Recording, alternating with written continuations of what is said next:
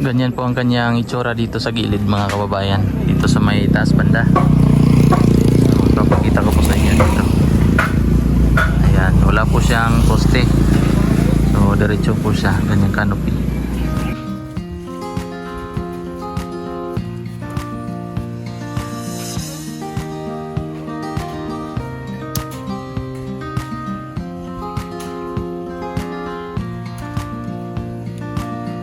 Ayan na po mga kababayan, bali pang huling yero na po yan, color roof, panghuli na po yan, tapos may kakabit na po yan lahat.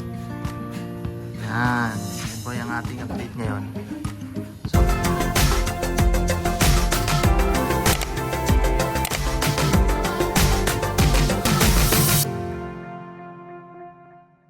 hello po sa inyo lahat mga kababayan, good morning, magandang araw po sa inyo. At nandito po tayo sa shop. Ilang araw na ba? Isang linggo na, no? So 1 week na pong ginagawa itong extension ng shop mga kababayan. So ito po ang gagawin nila ngayon ay ang pagkakabit ng canopy para po sa mga customer, para hindi po sila maulanan, tapos may upuan kasi po dito maliit tapos malapit sa kalsada. So yan po ang aming gagawin ngayon, ipapagawa pala. Yan po ang aking ipapagawa sa kanila. Canopy po na yan. Tapos itong lumang yero na ito ang gagawing bubong. Tapos uuwi po ako may mga kababayan doon kasi may gagawin po ako na motor. Kasi yung motor po na yon ay gagamitin namin sa mission. So abangan po ninyo kung anong mission yun mga kababayan. So yan, kasi kailangan ko po yung assemblein. At doon po sa shop na lang ako na po ang gagawa, kasama po yung mekaniko na kaibigan po namin ni Brother Ralph. So ayan po, babalik ako mamaya dito, titingnan natin kung anong update sa gagawin nila ng canopy mga kababayan. So let's go. So nandito na po tayo mga kababayan sa shop ng aking kaibigan, no? Gwapo. Yan. Shout out, wash out. So ito po ang chassis ng pinagawa ko na motor. Tapos ang makina ay nandun pa po sa nakasalpak na motor na yan. Swing arm na isasalpak. So abangan po ninyo mga kababayan ang aming gagawin na vlog kapag matatapos na po ito, pag nabuo na po ito. Papasok po kami sa mga lugar na hindi kaya ng pasukin ng mga sasakyan. So ito po ang aming gagamitin, magmomotor po kami kung hanggang saan kami aabot. So itong mga motor nila maganda eh, no? Itong ating mechanic si Boss Binbin. Shout out. Wash out. Tulok Mansanitas. Tulubin. Gumagawa din po sila dito ng mga 4 wheels, mga sasakyan, mga 10 wheelers. Kung may 10 wheelers kayo dyan, dalhin nyo dito. Nado dia, bapak.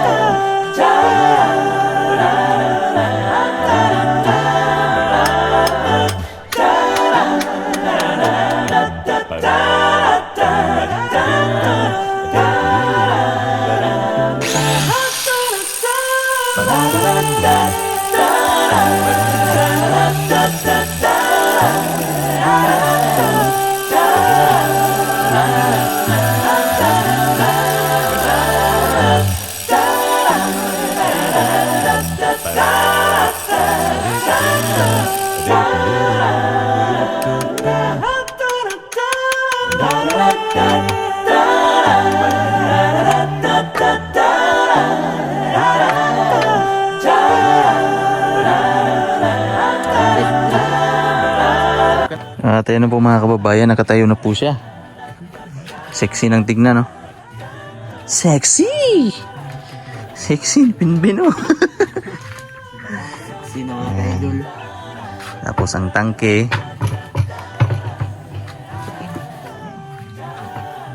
Tapos may upuan. Ayos.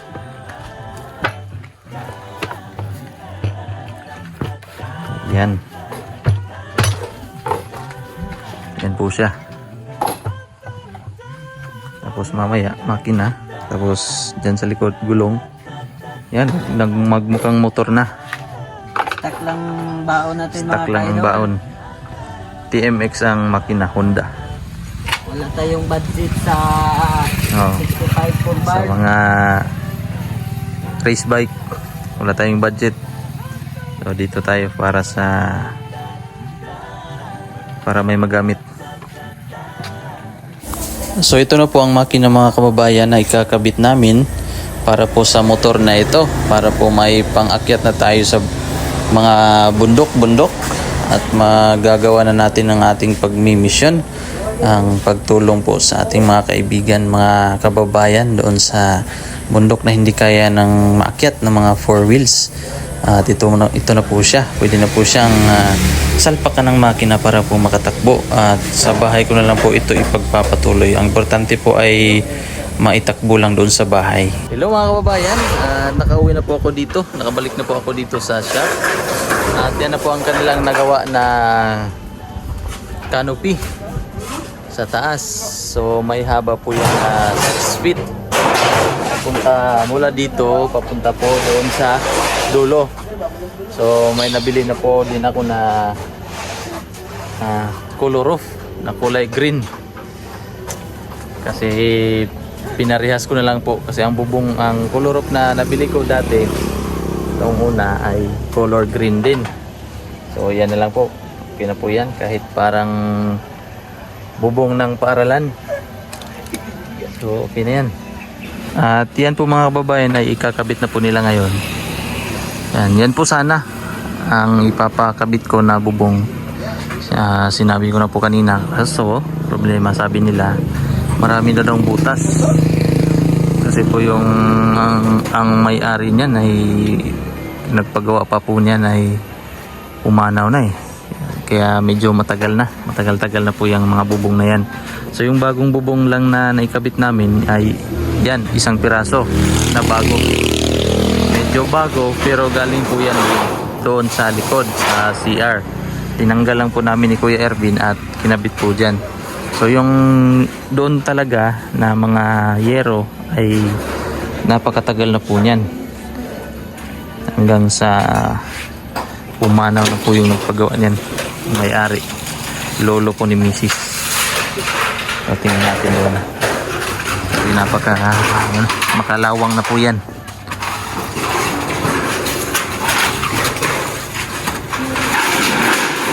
Tingnan natin doon sa malayo. Pakita ko po sa inyo.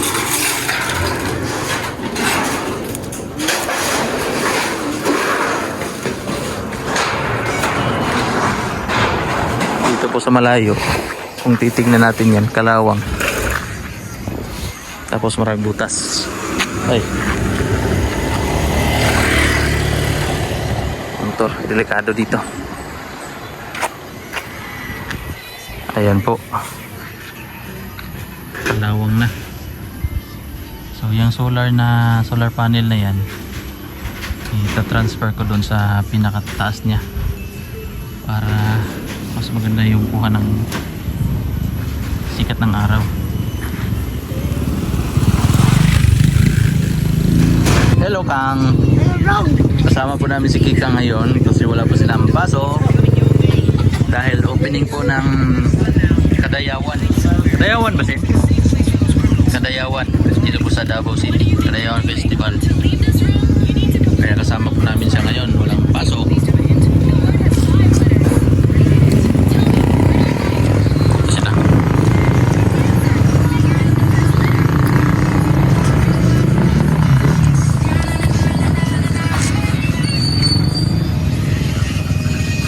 Shout out.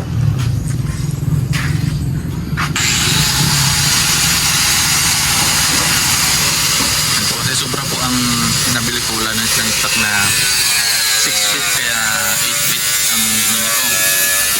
Sabi nila, para hindi na masayang, lalagay lang po dyan sa gilid.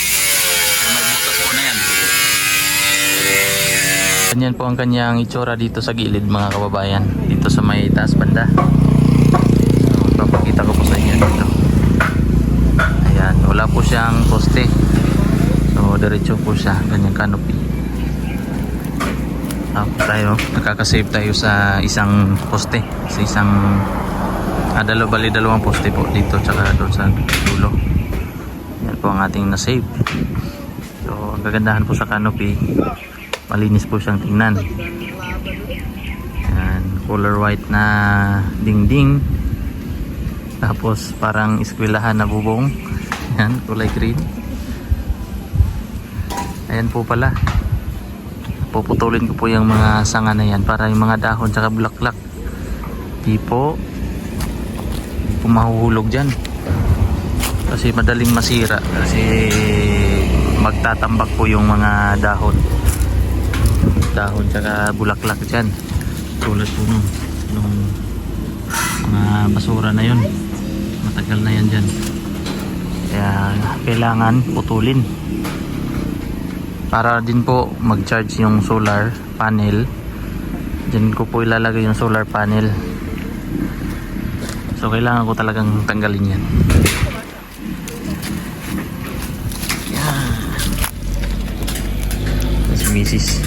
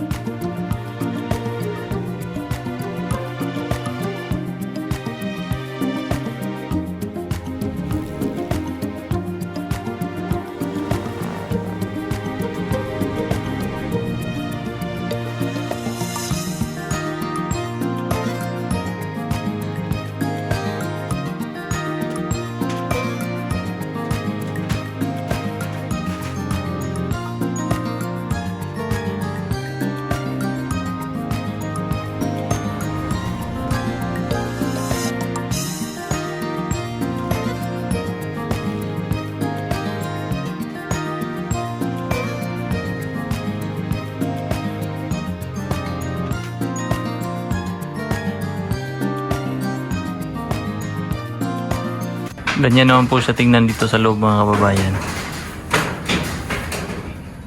Na nagkakabit sila ng bubong.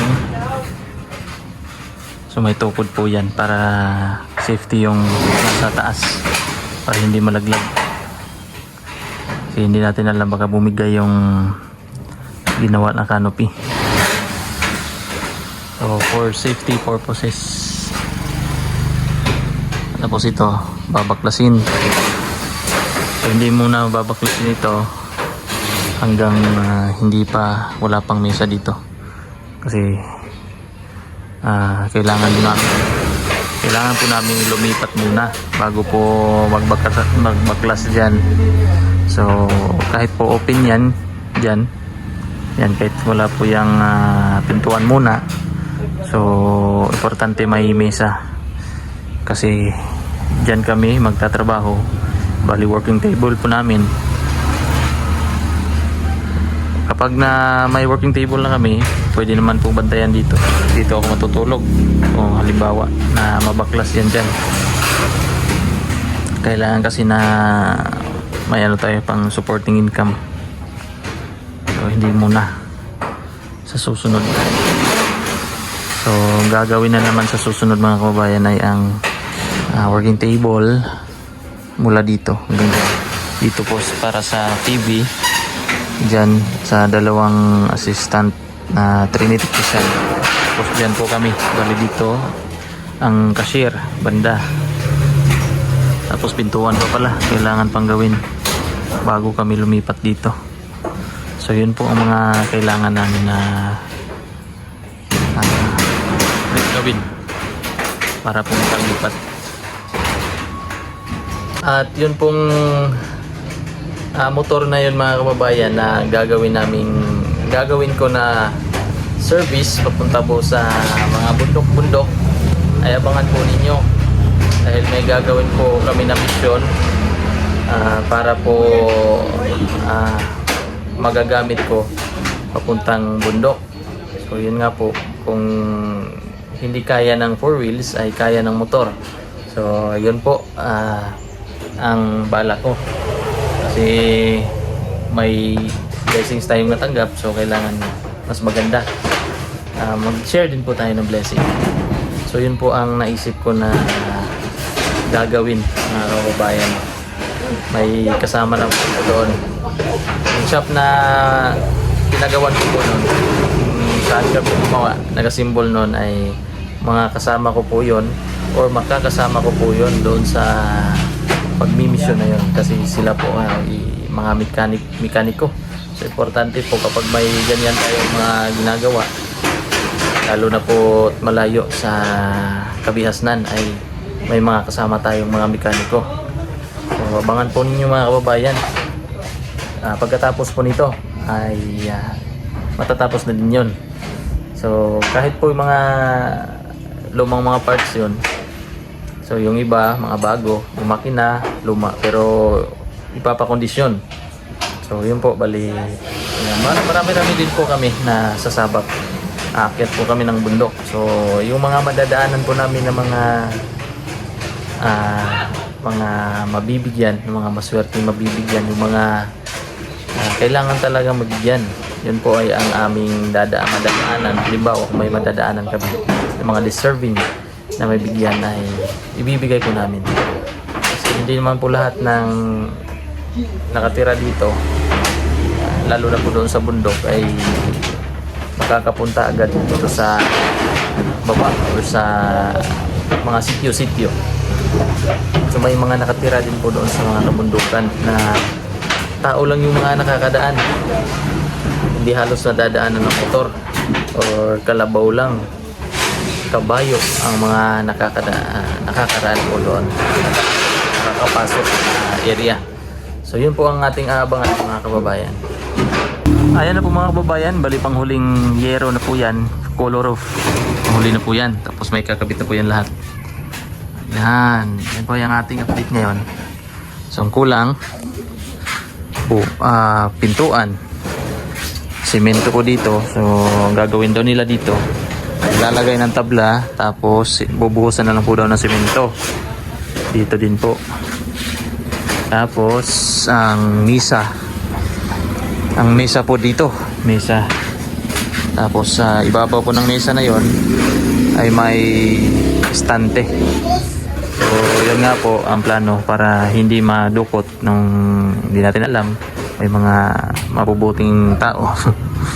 So pael po ang ilalagay namin na estante. Tapos dito na side po ay ang paggawaan ng TV. So kailangan po dito ng malaking mesa. Kasi may mga 50 inches, 42 inches na mga TV. So kailangan ng malapad. Tapos dito ay ang working table ng aming mga trainee na technician. May dalawa. Si Justin tsaka si Junjun. Tapos dito sa harap, si Jason tsaka ako.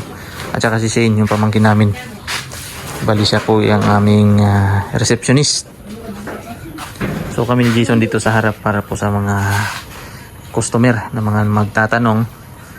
So kailangan dito talaga ang may alam sa mga troubleshooting ng aming head technician. Yan si Shane. Yan si Shane.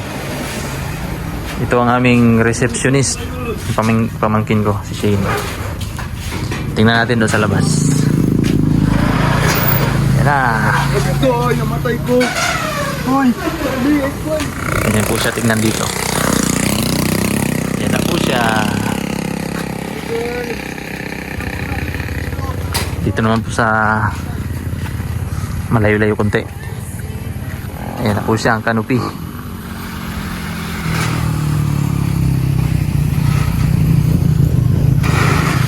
Ayan, balik tayo.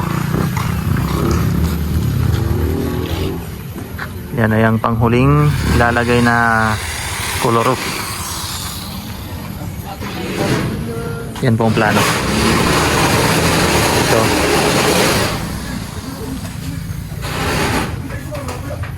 Hanggang dyan. Kasi dito ay iba na po ang may-ari. Iba na po ang may-ari dyan. Dito din ni Mrs. May sobra pa dito na maliit na. Ganito pwede pa po ito pang dingding ng pintuan. Dito ang gagawin kong dingding ng pintuan. So nandito po kami ngayon ni Kikang sa aming tree house. Nasa kalahating puno ang yan. Tapos nasa kalahati ang lupa. Yan, nakatayo sa bali lupa. So, ewan ko ba kung tree house ba to? So, ayan po mga kababayan. Ay ang bubong ng aming extension dito sa shop. Yan, magpapasalamat lang po ako kay Tita Redemption sa lahat po ng sumusuporta ng aking vlog.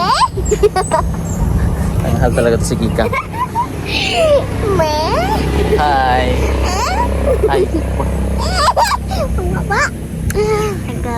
Thank you so much po sa inyong lahat mga kababayan, sa inyong panonood ng aking vlog, sa lahat po ng PB team, sa lahat po ng hindi nag-skip ng aking ads. Maraming salamat po. At sana po ay patuloy ang inyong suporta sa aking vlog. At hanggang dito na lang po muna ang aming vlog ni Kikang. Ingat po kayong lahat. God bless po. Bye bye.